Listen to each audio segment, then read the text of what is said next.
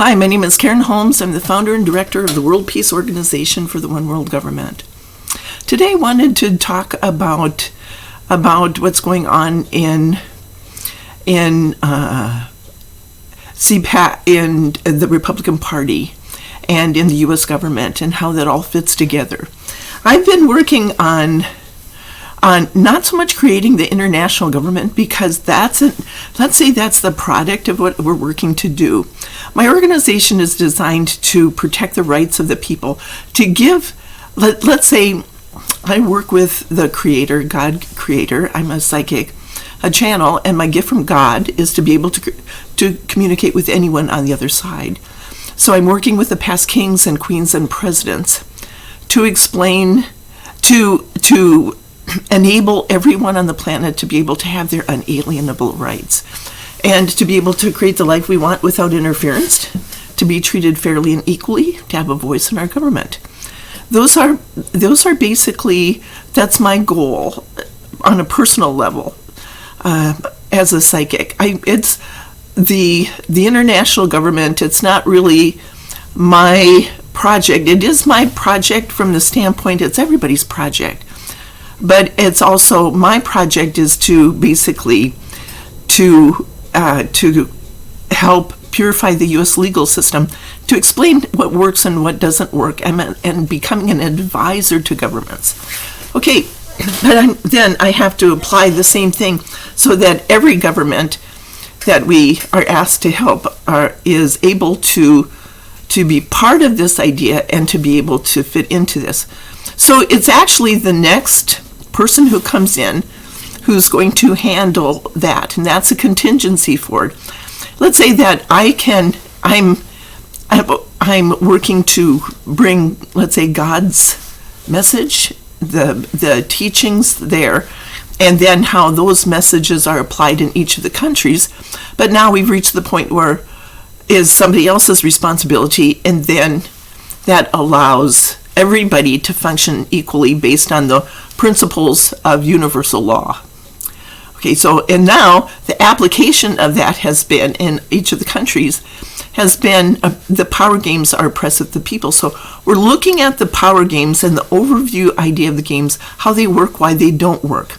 So today I wanted to talk about how the Republican Party is undermining Donald Trump, which may seem really counterintuitive right now, because at CPAC over the weekend they were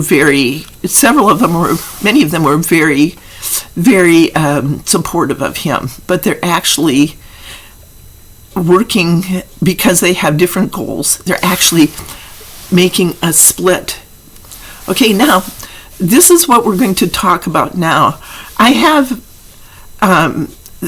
so let's say that the circumstances in my life are parallel to what happened to Saddam Hussein in Iraq. My family is parallel to Iraq and what happened in Iraq, and I'm parallel to Saddam Hussein. And now you people are probably saying, oh, she's crazy, the world is better off without her, and all that kind of thing. But the situation is, he stood up and he declared that the power games that the U.S. government were playing, he called the United States the oppressor. And now Americans, I'm an American, and I think that we have a foreign policy, things like that. We're trying to promote democracy and things like that. But I know that the games we're playing are oppressive to the people. And that's why I'm working to address each of these based on the spiritual teachings that are coming through with the government proposals. So now today I wanted to focus on this idea of the Republican Party and how this unusual relationship is devolving. And I'm going to compare it to the American Revolution. Okay, so, excuse me. Okay, when it comes to, well, let's start out with and say Donald Trump, there's the world peace movement has started, and it has divided. It's a schism, but movements are also divide the people into 4 different segments too. And I've talked about the world peace marketing strategy and how everybody fits into one of 4 categories, except the really small kids, and the little kids are going to be living in peace, and there's going to be a new focus for them. So as the younger kids now are being born, and growing up, their life is going to hopefully be different. But it's going to be up to our generations, the top 4 generations, the people who stand in the principles, not the generations, but the 4 groups of people that make up the movement. The people stand in the principles, the people whose focus is on money and power, and the people whose lives are affected, and then the people who function for their own interests. So, and I've compared this before to a family, like the father, the mother, the children, and then the extended family and the neighbors who function for their own interests. So the people who function for their own interests are those who are starting rebellion. So we're watching in the United States a revolution. They're seeing a rebellion kind of start. And the people who function for their own interests, Donald Trump fits into that 4th category. And I wanted to explain how that works today. I promised I would talk about the power games a little bit related to revenge. These are all this information is in the exit strategy for Iraq proposal. So right now, we're looking at what happened to Iraq with the revenge from that, but we're taking it and applying it again because the ripples of effects went out, and part of the ripples of effects were the rise of the authoritarians who are trying to grab back the power that they lost, and they thought, they're blaming other people for it. Okay, the only thing is, when you blame somebody for something, you blame them, but you also have 3 fingers pointing back at you. And that's a problem that you have, is that you have to, when you're accusing somebody of something, you really need to look at this part too. A lot of people do look at that, and that's why accusing somebody of something is not a good idea unless you're doing that, looking at your own part in this, and that's part of conflict resolution. Okay, so I'm going to talk about revenge for a minute. These are, excuse me, these are game boards that I made up I have 2 right here.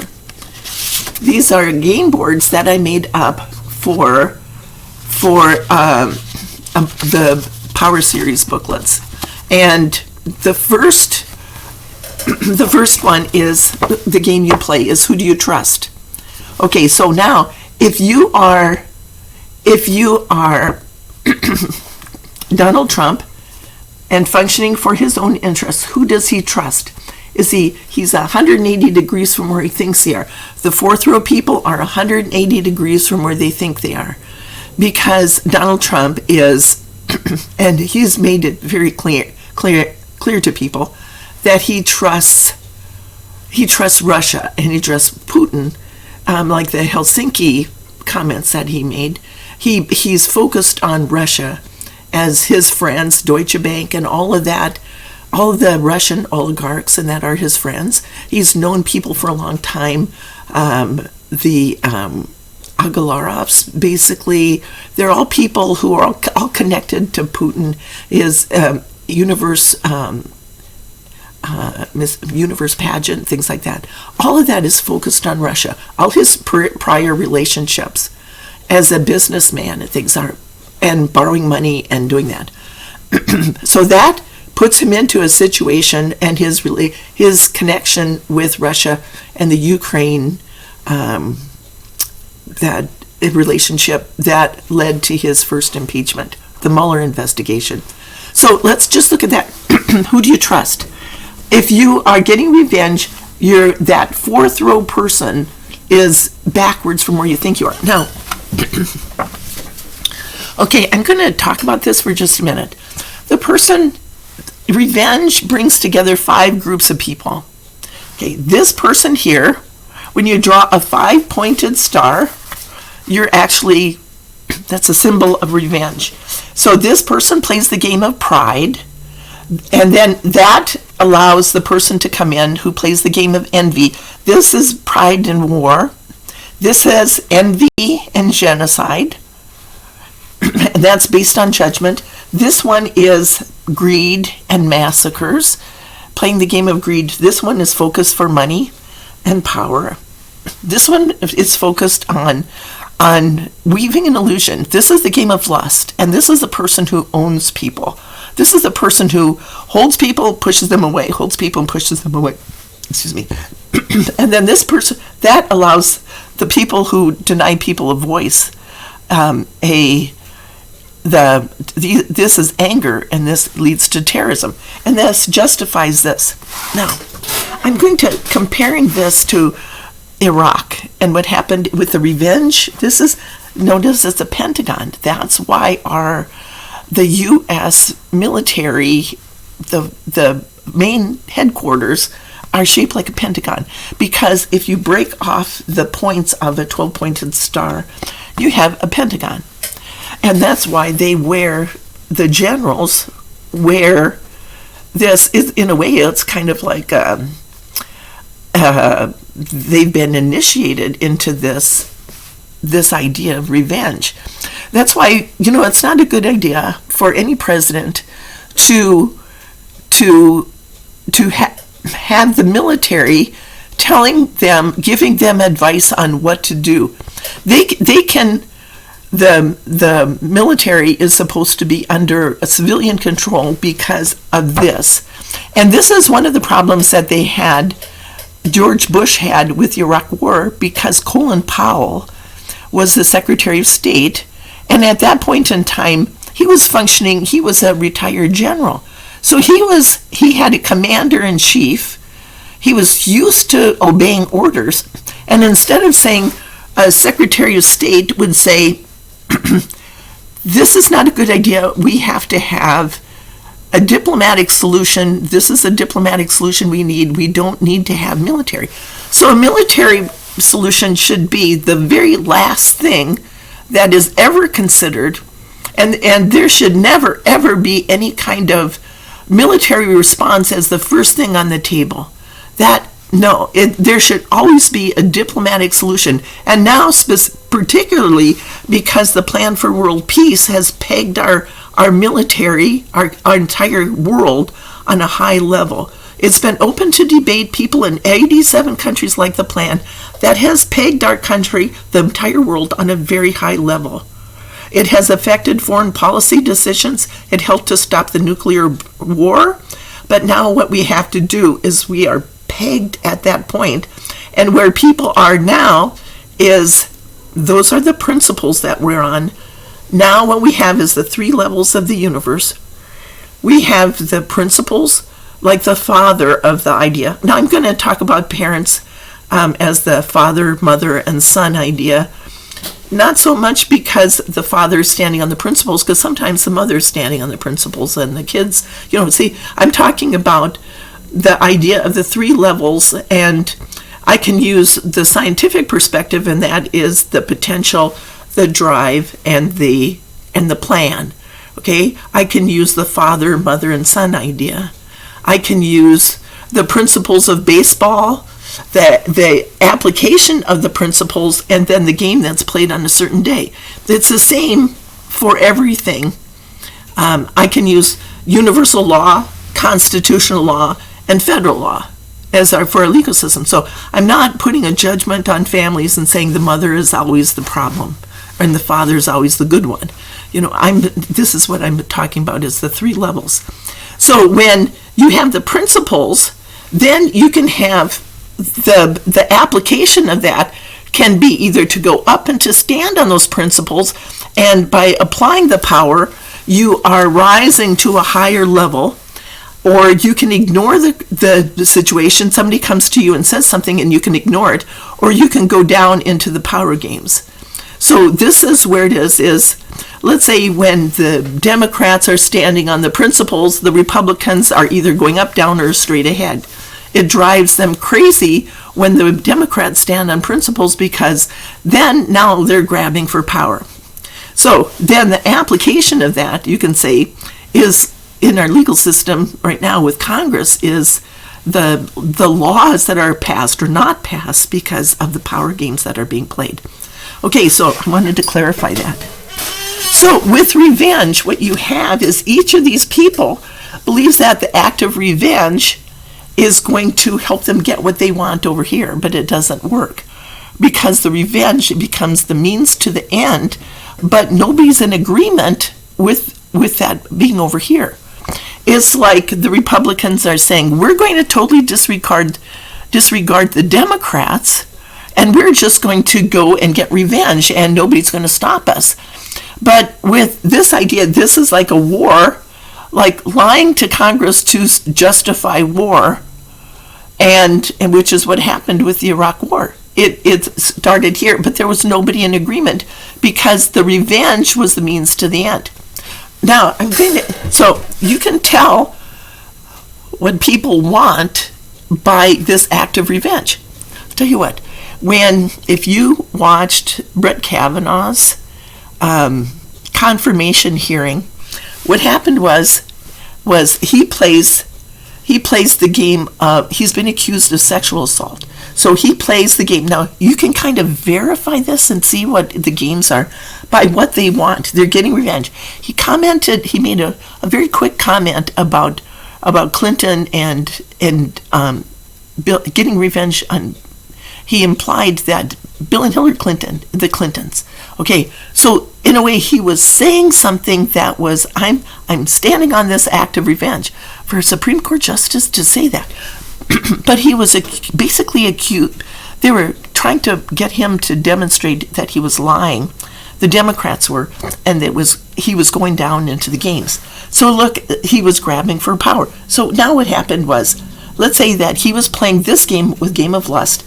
His revenge was supposed to help him get a combination of this game and this game. Okay, so this is the people who deny people a voice. This is the voice idea, the anger. The people who play the game of, in the government, this is the people who play the game of voter suppression. They're denying people a voice, and they're waiting for people to lash out. And that's an example of, let's say, racism and the civil rights movement. Now what has happened is when the civil rights started, there was a lot of people who were very angry and lashing out, but people, the people who were aware of this power game, they would, instead of doing it, they would link arms and then they would walk down the street and say, we are standing on the principles. Drove everybody crazy because they were saying they did have the right, their unalienable rights.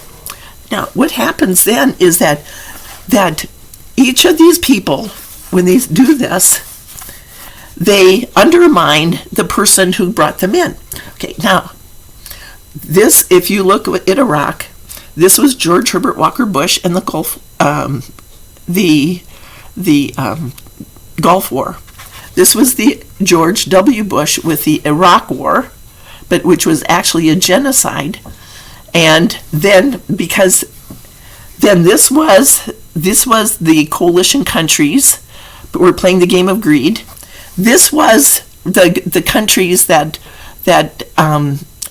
played the game of slavery. Basically, they hold people to them or push them away. And this is actually what started ISIS. This game here, ISIS has never been a terrorist organization. It has always been based on this idea of slavery. And that's why, in a way, it's very cruel to deny the people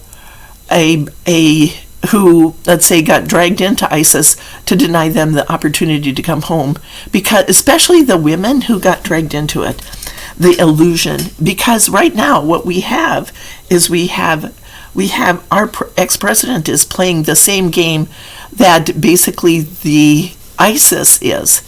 And then this is the group of people who are playing the game of anger and terrorism. We are seeing acts of terrorism because of people playing the game. So we've got a very strong dynamic between these two. The only problem is that they start to undermine each other. if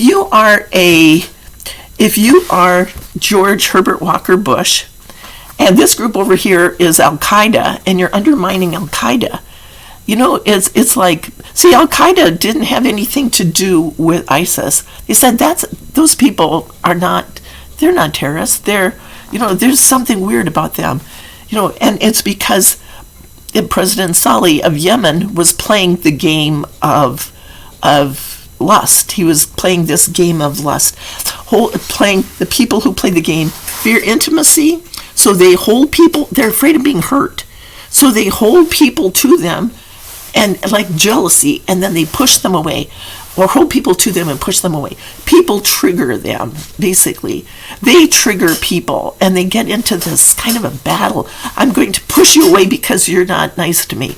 And this is where Donald Trump is now. He's holding people to them. I'm going to weave this illusion. I'm going to hold people to me, and then I'm going to push people away.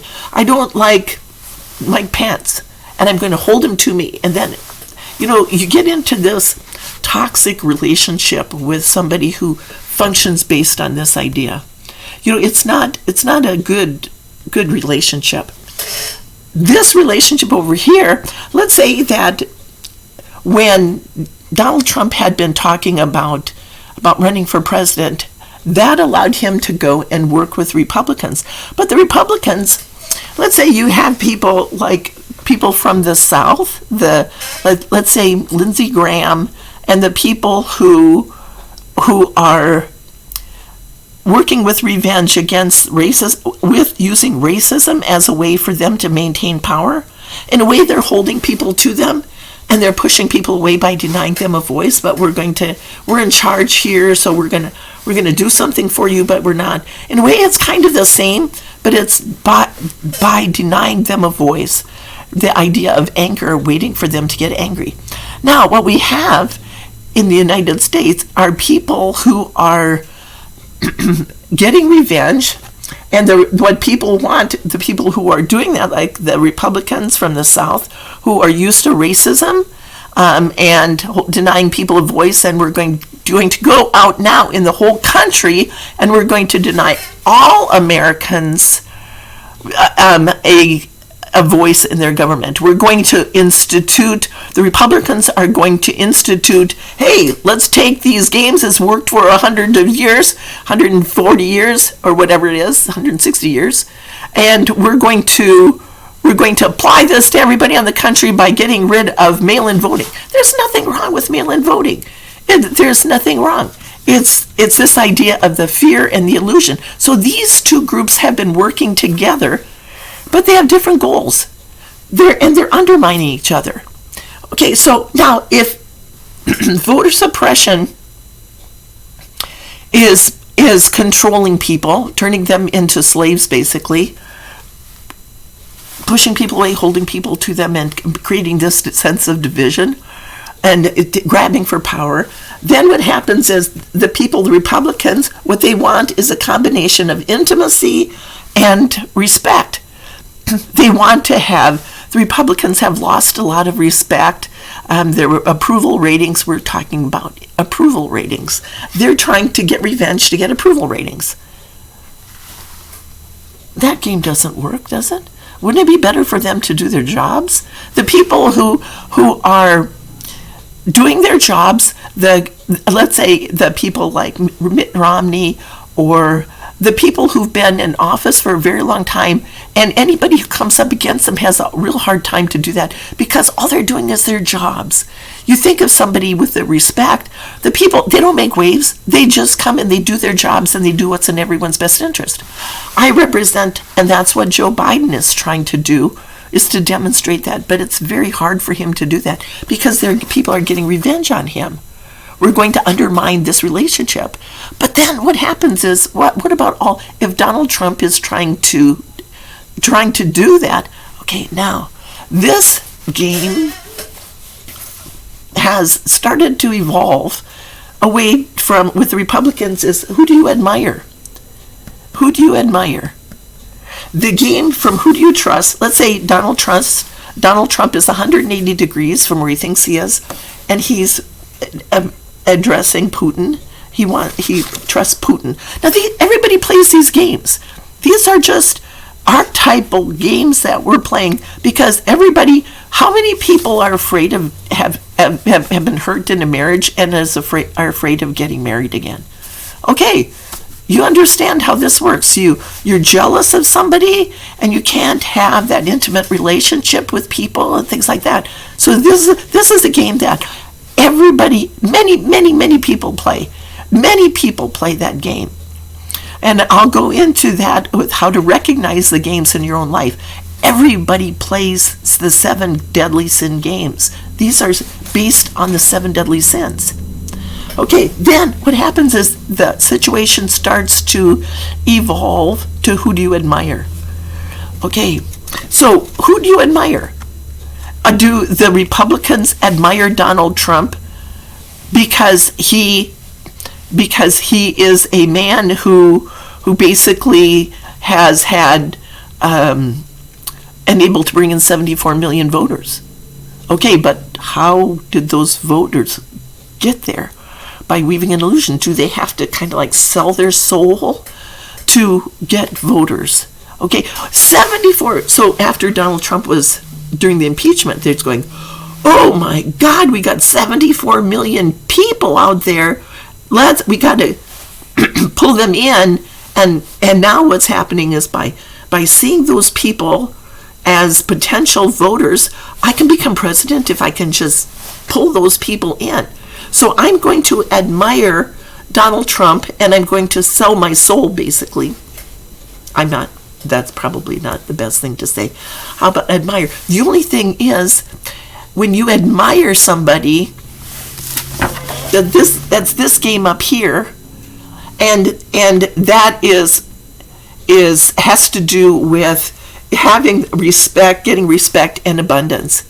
So that's where the Republicans are now, is they're starting to shift to this idea. They're demonstrating this idea of admire, and this is where the game of genocide comes in. So George W. Bush put his dad on a pedestal. He came in and played the Iraq War because of a game, because he admired his father. He put his father on a pedestal. That allowed him to consider him to be a hero. He put him up here. Everybody's equal. Nobody's different than anybody else. We're all equal in God's eyes. We might not have the same amount of money. We might not have the same brain capacity. We might have very differences, but we all have the same rights, basically, to be treated equally and fairly and equally. That's another inalienable right. But by putting somebody on a pedestal, you look at that person and then you make them the hero, and then that allows you to judge other people, and nobody can compete with that person up there. This is where people expect loyalty. Why would Saddam Hussein be expected to be loyal, to put his loyalty to the Bush family, to the U.S. government? They helped him out, but in the Iran-Iraq war, and he should have been loyal, but he had to put his own country first over what the U.S. government. It was, let's say, how about if we're putting America first? How about if the Iraqis are putting Iraq first? Why would they put America first? Okay, now, so we're going to this point of who do you admire is the next game, and that is the book. This one came from Lady Gaia, and she was explaining to me about how revenge works and why it doesn't work. But then the next book I did with Alexander Hamilton, and that book has this set, but who do you admire? And he talked about grabbing for power. So the Republicans are grabbing for power by admiring Donald Trump. The only problem is that revenge doesn't work. You undermine it. So the people over here who are playing this game of denying people a voice, the Republicans, anybody who's saying we have to limit the voters, we're going to make it harder for people to vote. Those are the people who are playing the game of this, of anger, and they're people when anybody stands up and protests, they are going to smash them. They are going to put them down. Okay, so now that's why I'm talking about this, is because the plan for the international government, we have to resolve, we have to purify this out of our system. So each of these people, so Donald Trump, anybody who's playing this game of lust, who pushing people, I own you, pushing people away, I'm, let's say, sexual assault, anybody who's doing that is getting revenge with the idea that they can get a combination of a voice and abundance. So each of these games, nobody's in agreement. For Brett Kavanaugh, for example, to get revenge on the Clintons, that like what was in his confirmation hearings, that's what we saw in those confirmation hearings. And then what he wanted is a combination of a voice and abundance. So you look at Donald Trump and you say, what was he doing all the time? He was tweeting, right?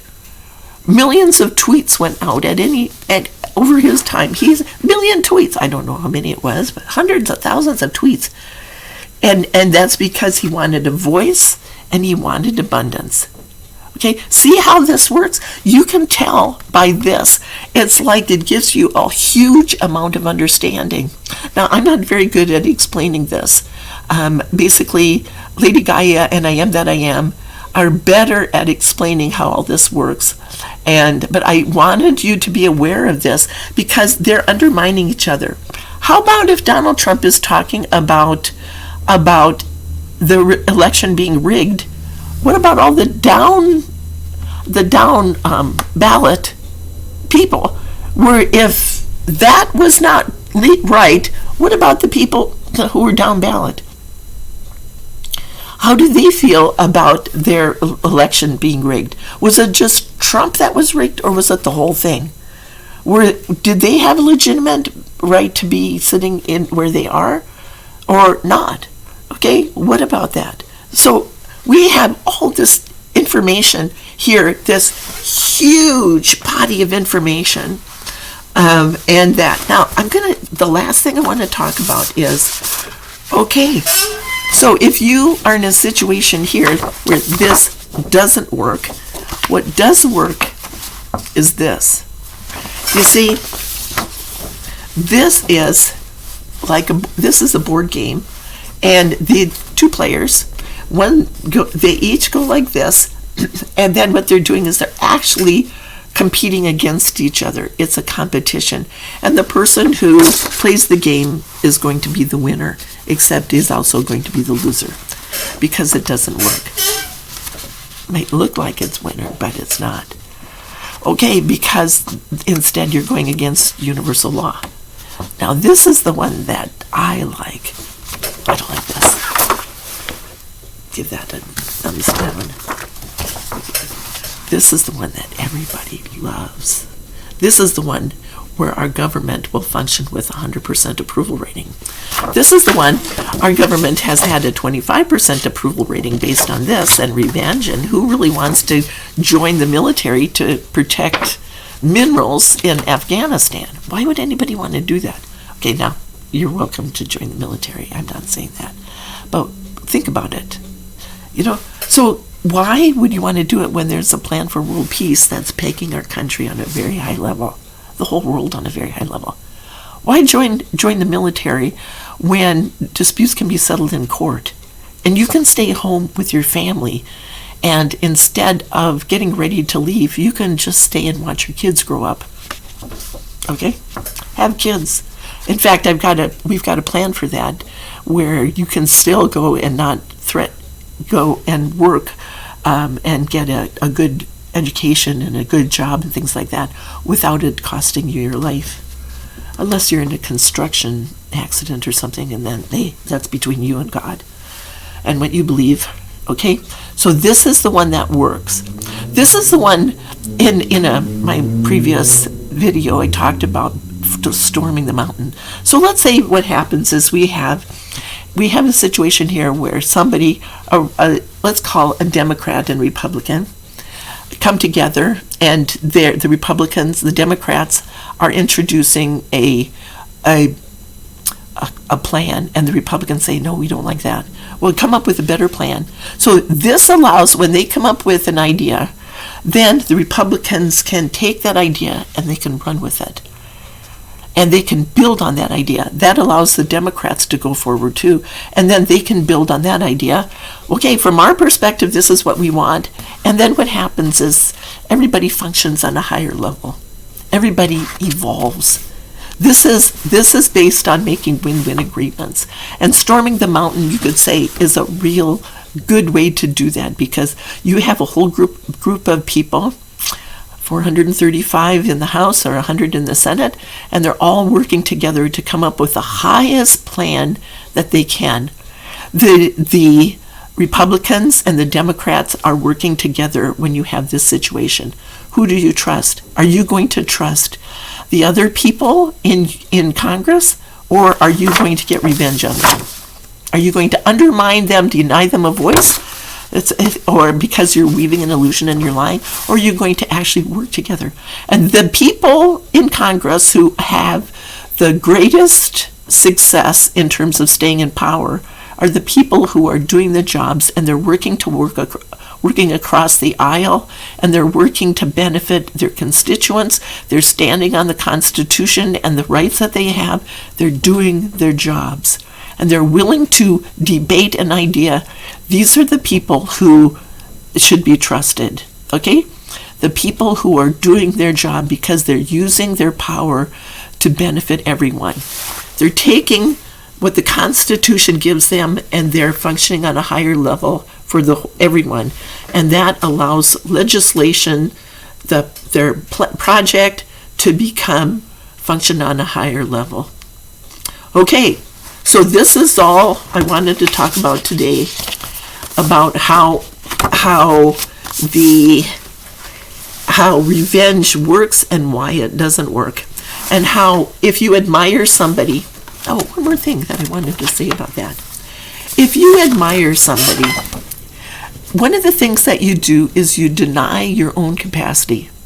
You do it because you don't think that you're capable of being the hero. Okay? How does that fit in Congress if you if you admire somebody like Donald Trump to bring in people? So if you are doing your job, you need to function from your own capacity. You need to not admire somebody else, but to function from your own capacity. See what I mean? This is the solution to what's happening right here, is storming the mountain.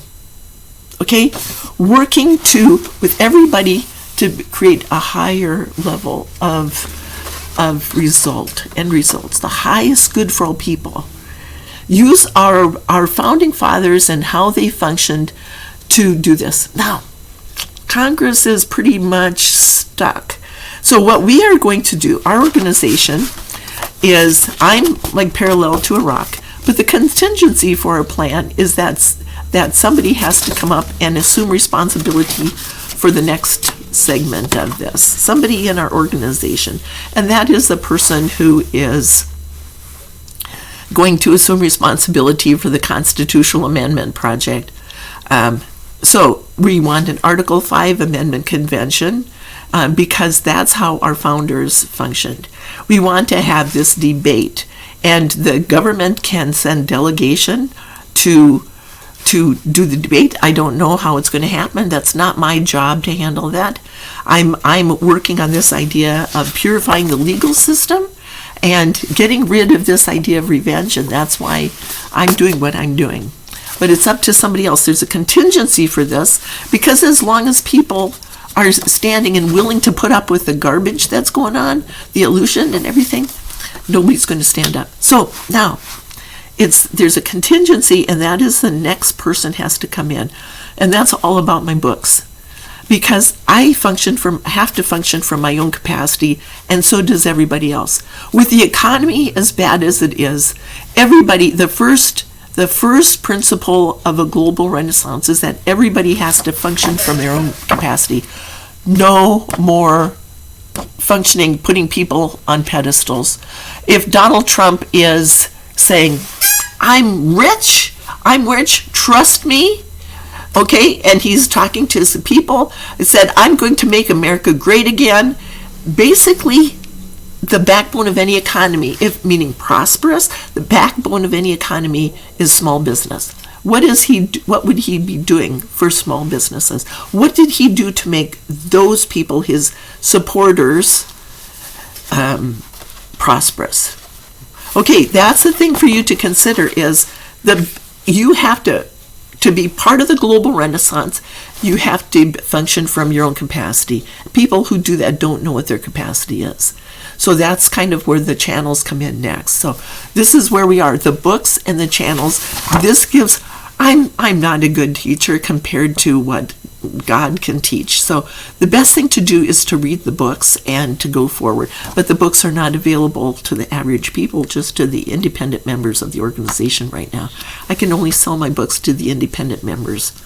And that allows us, to become teachers and demonstrate it from their own perspective, and then they can share it with other people.